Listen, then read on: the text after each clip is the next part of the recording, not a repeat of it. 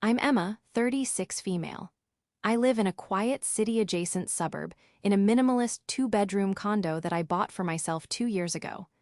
I work as a lead data scientist for a major tech firm, a job that demands precision, logic, and the ability to see patterns where others see chaos. My life is structured and calm, a stark contrast to the family I grew up with. This story is about what happens when you pour your heart and savings into a grand gesture for that family, only to find out they value the price tag more than the sentiment, leading them to a very public, very empty, and very hungry lesson in humility. Before this story unfolds, I'd love to connect with you. Please let me know in the comments where you're watching from and what time it is in your corner of the world. It's amazing to see how far these stories can travel. The idea started, as most of my family-related ventures do, with a phone call from my mother, Diana. Her 60th birthday was on the horizon, a milestone that in her mind was less a celebration of life and more a theatrical production for which she was the star, director, and producer. I was, as always, expected to be the silent financial backer. For years, I had played this role without complaint. My career had taken off in a way my sister Bethany's never had. While Bethany chased fleeting internet fame as a lifestyle vlogger, documenting her brunch dates and fashion hauls, I was building algorithms and managing a team of brilliant minds. The income disparity was significant, and it became an unspoken rule that I was the family safety net, the ATM, the one who made big things happen. I didn't mind, truly. I loved my family, and if my success could bring them joy, then it was worth it. This time, however, the request was on a different scale. "Emma, darling," Mom's voice cooed through the phone, a tone she reserved for when she was about to ask for something substantial. "Your father and I were thinking, for my 60th, I don't want a trip, I don't want jewelry, I want memories. I want the whole family, all our closest friends, all together for a long weekend." The whole family was a loaded term. It meant not just my parents and my sister Bethany with her new fiancé, Rowan, but also aunts, uncles, and cousins who lived scattered across 3 states. "I was thinking," she continued, "a beautiful rental house. Somewhere scenic, big enough for everyone. We could have a caterer for the big night, your father could barbecue one afternoon. It would be perfect." I could already see the dollar signs flashing in my head, but her voice was filled with such genuine-sounding excitement that my pragmatism softened.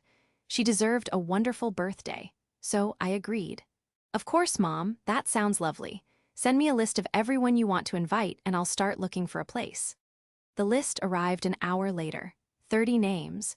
A weekend-long event for 30 people required more than just a large house. It required a venue. My search began. For weeks, I scoured rental sites, balancing location, amenities, and the sheer number of beds required. I found a stunning property about 2 hours from our hometown, a sprawling modern farmhouse on 10 acres of land. It had 8 bedrooms, a gourmet kitchen, a massive great room with a stone fireplace, a wraparound porch, and a beautifully landscaped yard with a fire pit. It was elegant, spacious, and screamed special occasion. The price was eye-watering, but I crunched the numbers. I just received a significant annual bonus. I could do this. It would be my gift to her, to all of them. I booked it for a long weekend in late summer, paid the hefty deposit, and began coordinating the other elements. I found a highly rated local caterer to handle the main birthday dinner on Saturday night. I arranged for grocery deliveries. I even created a detailed itinerary with suggested activities, a local winery tour, a hiking trail, board games for the evenings. I wanted it to be flawless. I put my project management skills to work, creating spreadsheets, booking confirmations, and a shared document with all the details. When I told my family I had found and booked the place, they were ecstatic. "Oh, Emma, you're a lifesaver," Bethany chirped over FaceTime, Rowan nodding silently beside her. "I was so worried we'd end up in some stuffy hotel. Now I'll have a gorgeous backdrop for my vlog." My dad, Anthony, was more subdued but genuinely grateful. "That's a very generous thing to do, Em. Your mother will be over the moon." And she was. For weeks, her calls were filled with breathless excitement about the menu, who would sleep in which room, and what she was going to wear for her grand entrance on Saturday night. Not once did she ask what it cost. Not once did she offer to contribute. It was simply Emma's gift. The plan was for my parents, Bethany, and Rowan to drive up with me on Friday morning to get everything settled before the other guests arrived that evening. The drive was filled with the usual family dynamic.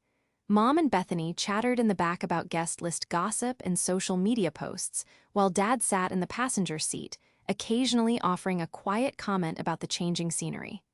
I drove, focused on the road, feeling a quiet sense of pride. I had pulled this off. I had created the perfect setting for the perfect family memory my mother wanted. I envisioned the weekend ahead. Laughter echoing through the big house, my father reading on the porch, my mother holding court in the great room, the happy center of attention. I imagined the clinking of glasses, the warmth of the fireplace, the joy of being together. This, I told myself, was what my hard work was for. This was the real return on my investment. As we turned off the highway and onto the winding country road that led to the property, a sense of accomplishment washed over me. The satellite navigation announced our destination was ahead on the right. I slowed the car, spotting the elegant wooden sign for Willow Creek Estate. This was it, the start of a perfect weekend. The house was even more beautiful in person than it had been in the photos. It sat atop a gentle hill, a vision of modern rustic charm with its dark gray siding, white trim, and a wide, welcoming porch. The afternoon sun glinted off the large windows, and the scent of pine and freshly cut grass filled the air. My father, Anthony, was the first one out of the car, letting out a low whistle. "Wow, Emma," he said, his eyes wide with genuine admiration. "This place is incredible. Look at that view." He was right. The porch overlooked a rolling valley, dotted with trees just beginning to hint at autumn colors. I felt a swell of pride. "I'm glad you like it, Dad," I said, handing him a set of keys. My mother, Diana, and my sister, Bethany, emerged more slowly from the car, their eyes scanning the property with a critical, almost surgical precision. Rowan followed, pulling his phone out, likely to check his portfolio. Bethany had her phone up too, but she was filming, panning across the facade of the house for her vlog. "Okay, guys, so we've just arrived at the location for Mom's big birthday weekend," she narrated in her bubbly, artificial online voice. "It's super cute, very rustic."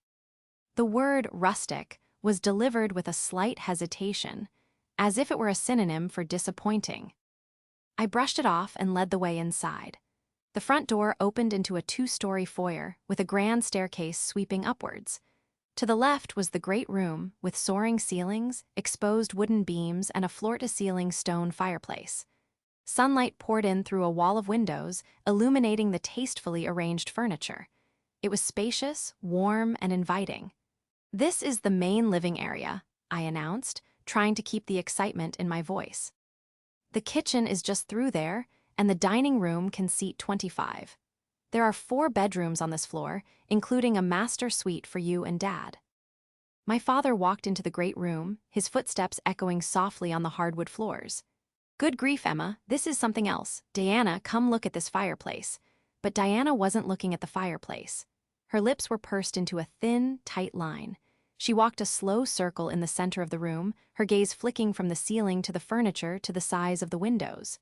Bethany had stopped filming and was now standing beside her, mirroring her expression of vague dissatisfaction. "It's nice," Diana said finally, the word hanging in the air like a weak apology. "It's just, I thought it would be bigger." I felt a cold knot form in my stomach. "Bigger? Mom, it's a 5,000 square foot house. It has 8 bedrooms. Bethany scoffed, a small, sharp sound that cut through the air. She gestured around the great room with a dismissive wave of her hand. "But the common areas, Emma, this room is okay, but where are 30 people going to comfortably mingle? It feels a little tight." She walked over to the dining room. "And this table, 25, what about the other 5 people? Are they supposed to stand?" Rowan, her fiancé, chimed in, ever the supportive partner. "She has a point, Emma. For a high-end event, you want to ensure there's ample space for flow. You don't want guests to feel cramped." I stared at them, my mind struggling to process their words. Cramped? The room was massive. The dining room was larger than my entire living room and kitchen combined. "There are extra chairs, and the caterers are providing additional tables for a buffet setup," I explained, my voice sounding defensive even to my own ears. "There is plenty of space." That's when my sister delivered the line that would echo in my head for days. She leaned against the doorframe, crossed her arms, and looked at me with an expression of pity. "Look, Emma, it's a sweet gesture. It really is. But this house is too small for a real family gathering. It's more of a starter mansion." She laughed, a short, sharp bark devoid of any humor. My mother, Diana, instead of defending my gift or expressing a shred of gratitude, simply nodded in agreement. She patted my arm condescendingly.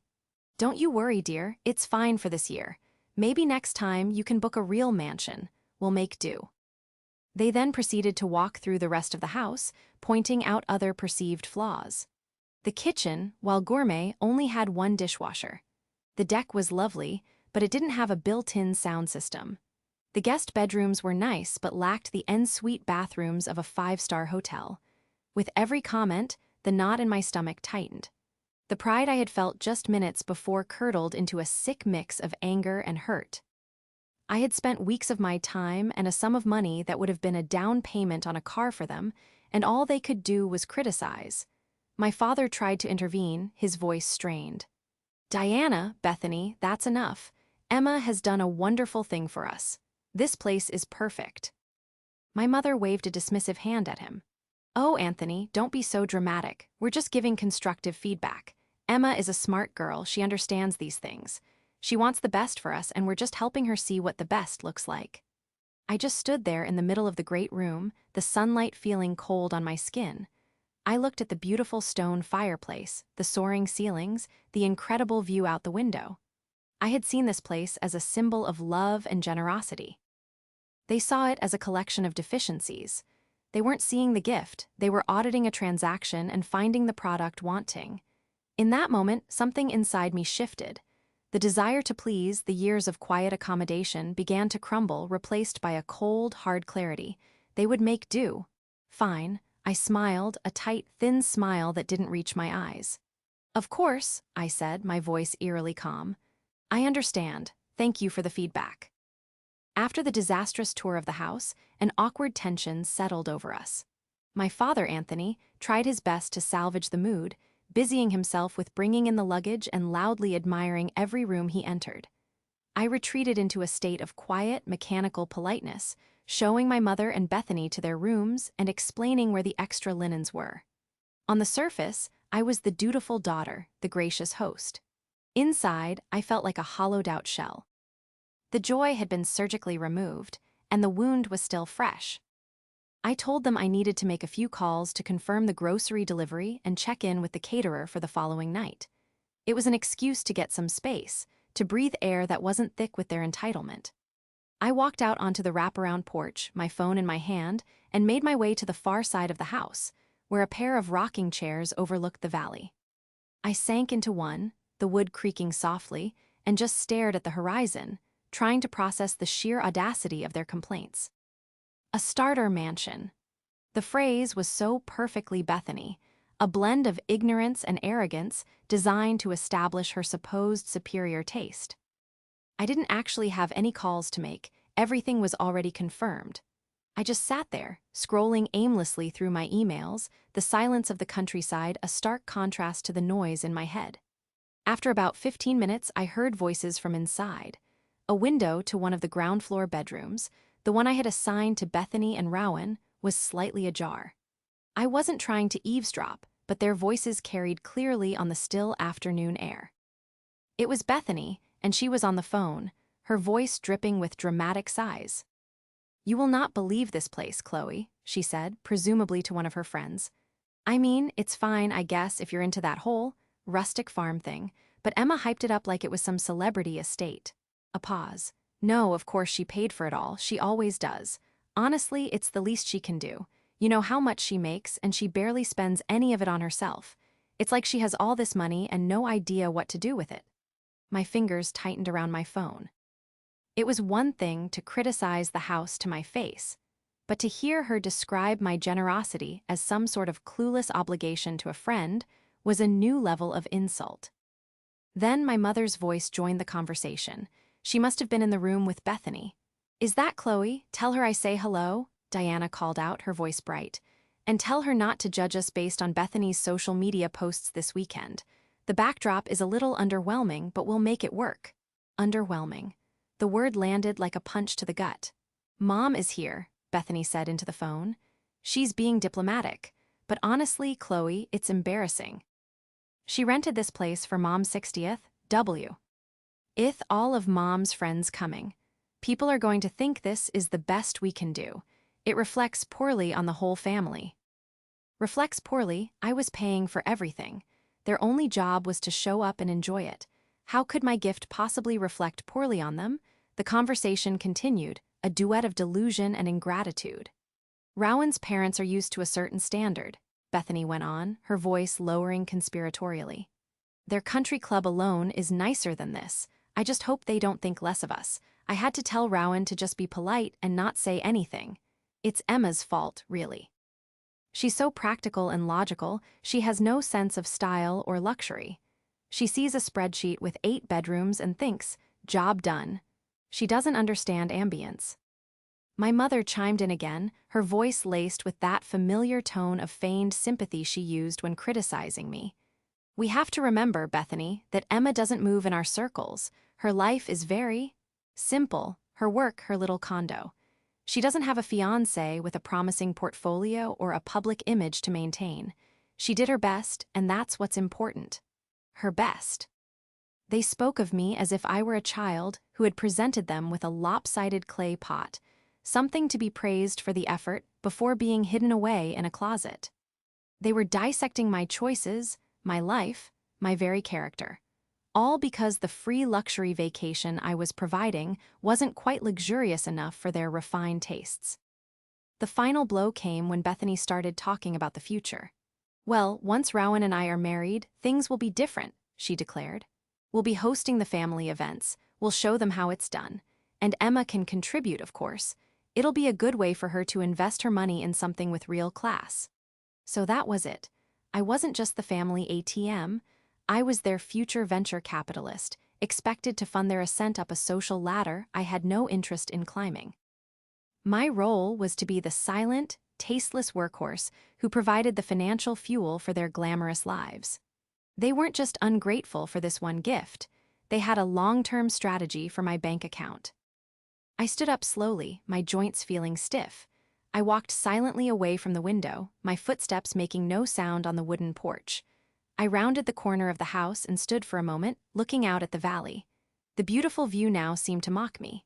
The cold knot of hurt in my stomach had begun to harden into something else. It was no longer just anger. It was a cold, clear resolve.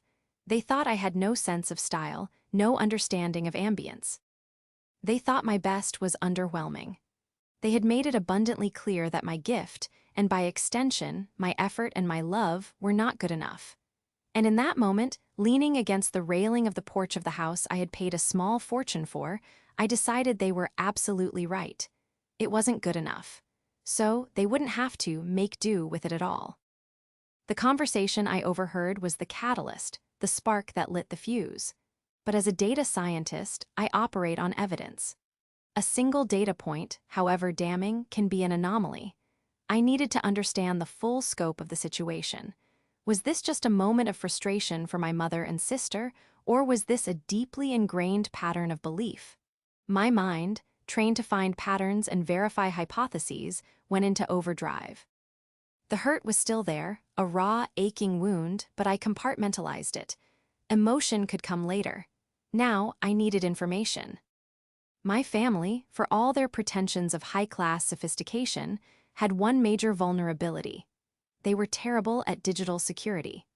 We had a shared family cloud account, set up years ago so my mother could easily access photos of her children, and later, so Bethany could upload her vlogging footage without clogging up her phone. I had set it up myself, and I knew for a fact that both my mother's and my sister's phones automatically backed up everything, photos, notes, and messages, to that shared space. It was a privacy nightmare, something I had warned them about, but they had brushed it off with a casual, "Oh, we have nothing to hide." I decided to test that theory. That evening, I feigned a headache, a plausible excuse given the stress of hosting. "I think I'm just going to turn in early," I announced after we ate a simple dinner of sandwiches, since, of course, the real culinary experience was planned for the following night. "I want to be well rested for the party tomorrow. You guys enjoy the evening." My mother patted my shoulder with theatrical concern. "Of course, dear. You've done so much. Get your rest." Bethany barely looked up from her phone, probably already curating the rustic chic photos she'd taken earlier. I went to my assigned bedroom, a cozy room at the back of the house. I closed the door, took a deep breath, and opened my laptop. Logging into the family cloud account felt like a betrayal in itself, but what I had overheard was a far greater one. I navigated to the message backups. It didn't take long to find what I was looking for. I started with the thread between my mother and Bethany. The texts went back months, a running commentary on my life, my choices, and my money. 3 months ago, after I bought a new, reliable car. "Bethany, did you see Emma's new car? It's so sensible, a gray sedan." "Diana, I know. With her salary, she could be driving a Mercedes. I don't know why she insists on being so plain. It's like she's afraid to enjoy her own money." "Bethany, more for us, I guess. LOL. 2 months ago, when I mentioned I was taking on a bigger project at work. "Bethany, Emma's working late again. She called to cancel our dinner." "Diana, that's my girl. Working hard so we don't have to. Make sure you send her a nice photo from the restaurant. We don't want her to feel left out." The texts about the birthday party were the most revealing. They started the day after I agreed to plan it. "Bethany, she took the bait. Emma's doing the party weekend." "Diana, I knew she would. She's so predictable. Now, we need to manage her expectations. We want scenic, not shabby. Make sure you drop hints about luxury." "Bethany, I'll mention Rowan's trip to the Hamptons last year.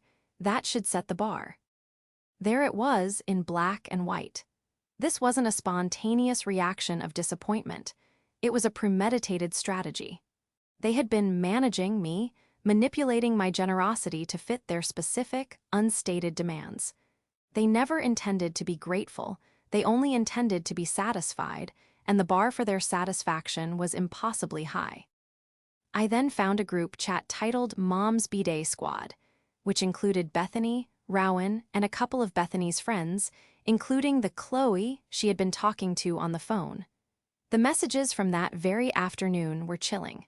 Bethany had sent photos of the house to the group. "Bethany, the estate. Thoughts?" "Rowan, it's clean." "Chloe, oof, very. Beige, your sister's style, I'm guessing." "Bethany, you have no idea. Mom's being a good sport about it, but you can tell she's disappointed. I feel so bad for her. Emma means well, but she just doesn't get it." "Rowan will make the best of it. The open bar on Saturday will help, as long as she didn't cheap out on the caterer." I felt a surge of cold fury. Cheap out. I had spent hours vetting that caterer, reading reviews, and crafting a menu with their head chef. It was a farm-to-table outfit known for its exquisite, high-end cuisine. The cost per head was astronomical. And here was Rowan, who hadn't contributed a single cent, worrying that I had skimped on the quality. It was all there, a sprawling, interconnected web of mockery and entitlement. They saw me as a caricature, the rich, tasteless, workaholic sister, good for nothing but her bank account. They weren't family members celebrating a milestone together, they were parasites, carefully cultivating their host. The most painful discovery was a text from my mother to her sister, my Aunt Carol. "Diana, the house Emma got for my party is adequate. She tried her best, bless her heart. A bit of a shame, as I was hoping for something more impressive to show Helen and the others, but we can't all have taste, can we? The important thing is she's paying for it all." Bless her heart, the ultimate condescension. My own mother, painting me as a pitiable simpleton to her sister, all while preparing to enjoy the fruits of my inadequate efforts. That was the final pie. Sea of data I needed. The pattern was clear, the hypothesis confirmed. This wasn't a misunderstanding. This was their truth. They genuinely believed they were entitled to my money, and they felt burdened by my supposedly poor taste in spending it. They were embarrassed by a gift that had cost me over $20,000. I closed my laptop, the screen reflecting my own pale, grim face. The hurt was still there, but it was now overlaid with a layer of icy resolve. The data was in, the analysis complete. There was no ambiguity, no room for doubt. My family's gratitude was a performance, their love conditional, and their respect non-existent. They had written me into a role I had never auditioned for, and I had been playing it for years without ever reading the script. But now I had. And I knew, with absolute certainty, that I was done with this production. The show would not go on. With the evidence laid bare on my laptop screen, the emotional fog of hurt and confusion evaporated, leaving behind the stark, clear architecture of a plan. It formed not in a rush of anger, but with the cool, methodical precision I usually reserved for designing a complex algorithm. The objective was simple. They had judged my gift as inadequate, so I would remove the inadequate gift. They felt the house was too small, the catering potentially cheap, the entire affair a reflection of my poor taste. Fine, they would have none of it. My plan wasn't about screaming or crying or confronting them with their own cruel words.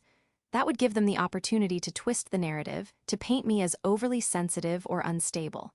No, my revenge would be as quiet and efficient as a line of perfect code. It would be an act of removal, of subtraction. I would simply cancel everything. I slept for a few hours, a surprisingly deep and dreamless sleep, as if my mind, having finally settled on a course of action, had granted my body permission to rest. I woke just before dawn, the sky outside my window a soft, pre-light gray. The house was silent. I slipped out of bed, dressed quickly, and crept into the kitchen, my laptop under my arm. The first email was to the catering company. I found the confirmation email with the contact information for the event manager, a cheerful woman named Sarah with whom I'd spent hours on the phone. Subject: Cancellation Event 743B, Diana's 60th birthday. Dear Sarah, due to unforeseen family circumstances, I must unfortunately cancel the catering for Diana's 60th birthday party scheduled for this evening, Saturday. I understand that this is extremely short notice, and per our contract, I know this means forfeiting the full payment, which I have already made. I have no intention of disputing this. Please consider the full amount yours for the inconvenience. I want to emphasize how wonderful you have been to work with, and my cancellation is in no way a reflection on your company's excellent reputation. I simply ask for your discretion in this matter. Thank you for your understanding. Emma. I hit send before I could second-guess myself.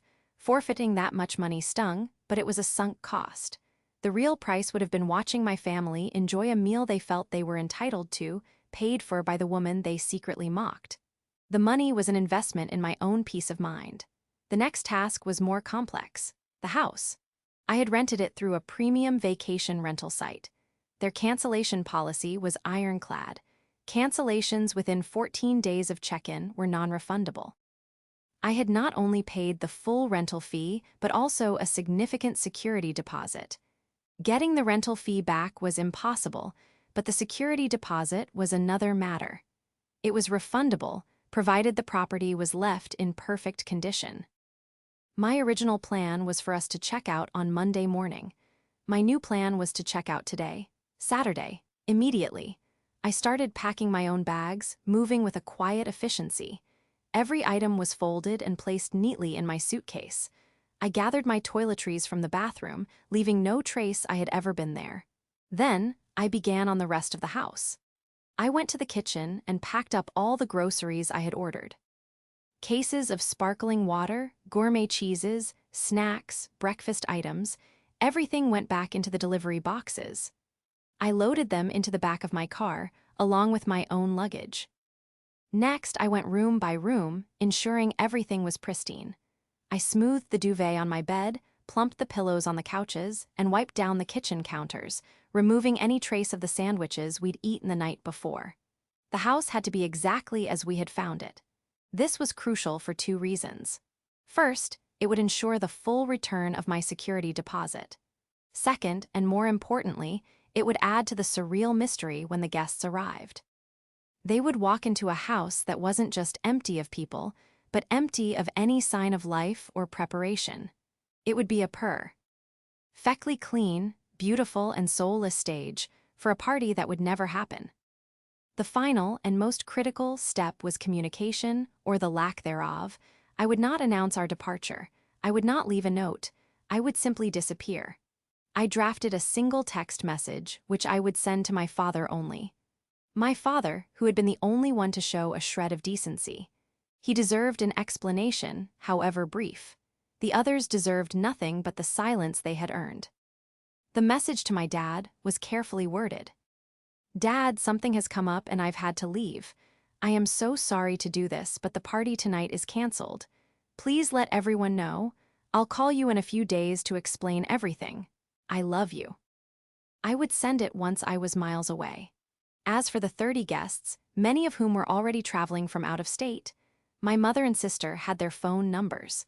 They had been so concerned about the family's image, so worried about what these people would think. Now, managing that image would be their problem. They would have to be the ones to make the frantic calls, to explain to 30 hungry and confused friends and family members why they had arrived at a dark, empty house. By 7:00 a.m., my work was done. My car was packed. The house was immaculate. My mother, father, sister, and Rowan were still asleep in their underwhelming bedrooms. I took one last walk through the great room.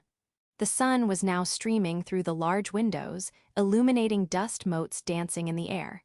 It was a beautiful, peaceful space, a perfect place for a celebration. It was a shame they would never get to have one here. I placed the house keys on the kitchen counter, right next to a copy of the rental agreement where the checkout procedures were clearly highlighted. Then, I walked out the front door, closing it softly behind me. I got in my car, started the engine, and drove away down the long gravel driveway without a single look back. About an hour down the highway, I pulled over, took a deep breath, and sent the text to my dad. Then I turned my phone off. For the rest of the day, I drove. I didn't have a destination in mind. The goal was simply distance. I put my phone in the glove compartment, still turned off, resisting the urge to check for the inevitable explosion of missed calls and frantic texts. I needed silence. I needed to let the events of the morning settle, to let the decision I had made solidify from a reactive plan into a permanent boundary. I stopped at a diner in a small, anonymous town and ate a greasy, satisfying breakfast. I bought a real paper map from a gas station, a tangible object in a world that had suddenly become very digital and abstract, and I traced a route towards the coast. As evening approached, I knew the confrontation was happening, hundreds of miles away. I was not there to witness it, but I could picture it with perfect clarity. I imagined the first car pulling up the long driveway around 6:00 p.m., the designated arrival time. My Aunt Carol perhaps getting out of the car with my uncle, dressed in her party best, a gift bag in her hand. They would approach the house, noticing the lack of cars in the driveway, the absence of welcoming lights. They would knock on the door, no answer. They would call my mother's cell phone. "Diana, we're here, where is everyone?" And that's when the chaos would begin for my family. My father, having received my text hours earlier, would have tried to warn them. I could picture him, a good and gentle man caught in the crossfire, trying to explain the unexplainable to his wife. "Emma left," he would have said, his voice heavy. "She said the party is canceled." "Canceled? What do you mean canceled?" Diana would have screeched, her face a mask of disbelief. "She can't just cancel my 60th birthday party. 30 people are coming. The caterers are on their way." Bethany would have been even more incensed. "This is so typical of Emma. She's making a scene. She's trying to ruin everything because we gave her a little feedback. How childish can you be?" They wouldn't have believed it, not really. They would have assumed it was a dramatic gesture, a bluff. They would have called the caterer themselves, only to be met with a polite but firm confirmation from Sarah. "Yes, Mrs. Diana, Emma canceled this morning. The event is off. And yes, the payment was forfeited." The reality would start to sink in, cold and horrifying. But by then, it would be too late. More cars would be arriving.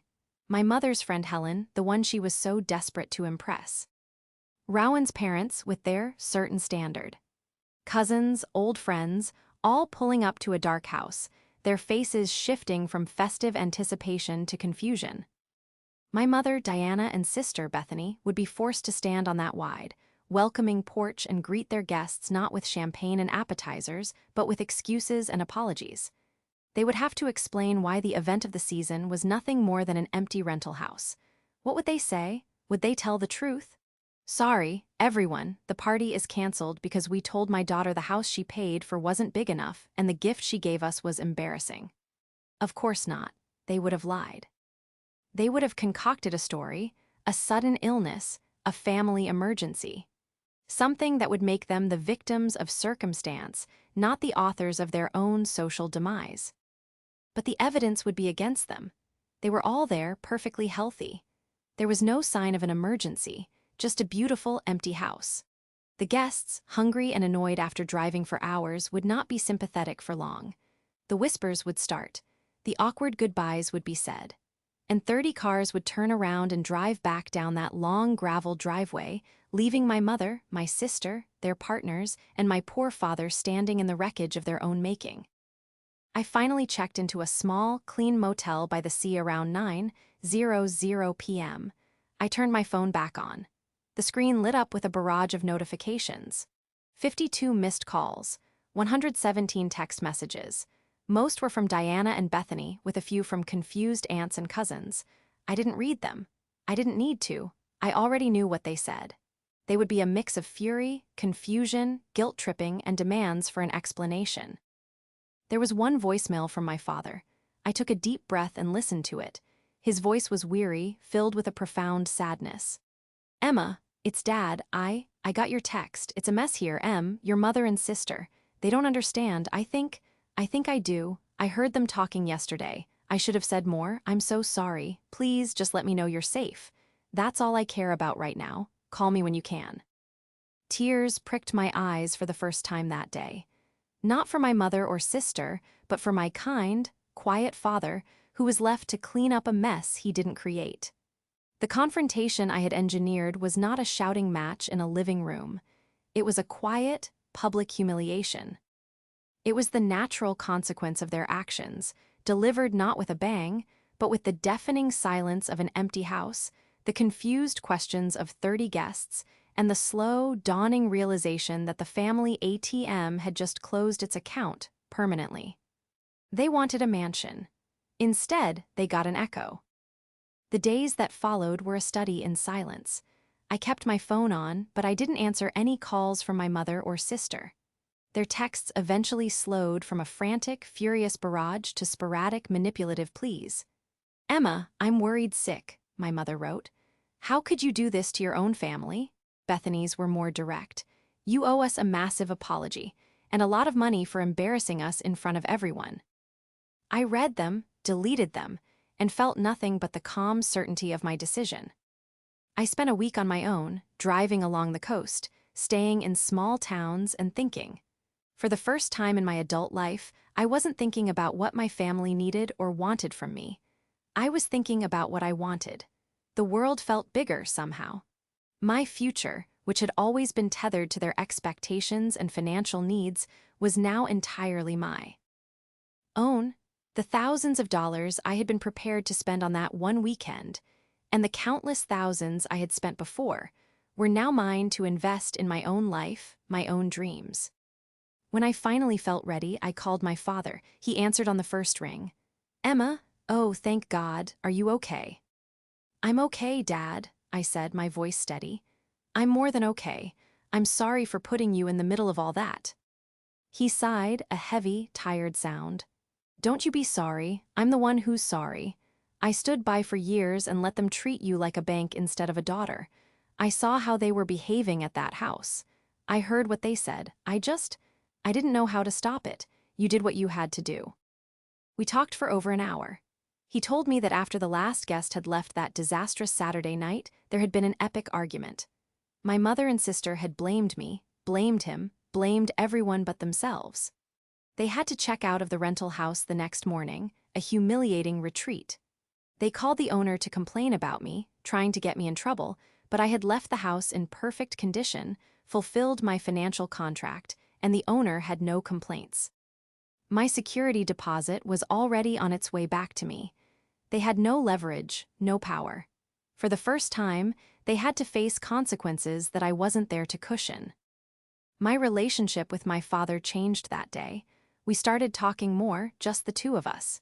He came to visit me a few months later, and we had a weekend that was the complete opposite of the one I had planned for my mother. We went for long walks, cooked simple meals together, and talked honestly. He told me he and my mother were in counseling. "She doesn't see it yet," he admitted. "She still thinks you overreacted. But she's starting to understand that her actions have broken our family apart." As for Bethany and Rowan, their relationship apparently fractured under the strain of the public humiliation. Rowan's parents, it turned out, were not impressed by the drama. The power couple image they were trying to build was shattered. They broke up 6 months later. Bethany's lifestyle vlog took a hit, too, without my quiet funding for her props. The designer bags, the fancy brunches, the weekend getaways, her content became less aspirational. She had to get a real job. I didn't speak to my mother or sister for almost a year. Then, on my birthday, a small package arrived. It was from my mother.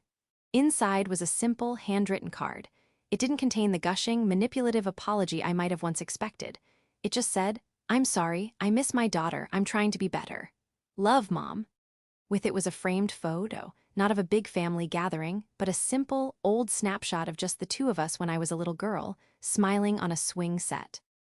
It wasn't a perfect fix, it wasn't absolution, but it was a start. A small, humble, and, for the first time, genuine gesture.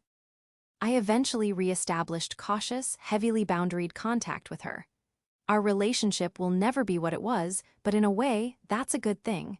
What we have now is more honest. The financial tap is turned off for good, and she knows it. We are learning to connect as mother and daughter, not as benefactor and beneficiary. I have never spoken to Bethany again. Some relationships aren't meant to be salvaged. The money I saved from that weekend, and the money I've saved since, went towards something just for me. Last month, I put a down payment on my own vacation property, a small, beautiful cabin in the mountains. It's not a mansion. It only has 2 bedrooms, but the view from the porch is spectacular. It's a place for quiet weekends, for good books, for true friends, and for my dad to come visit. It's a house built not on obligation or expectation, but on my own terms. It is more than big enough for my real family, because I've learned that a real family isn't about the number of people you can cram into a room. It's about the people who see the gift, not the price tag.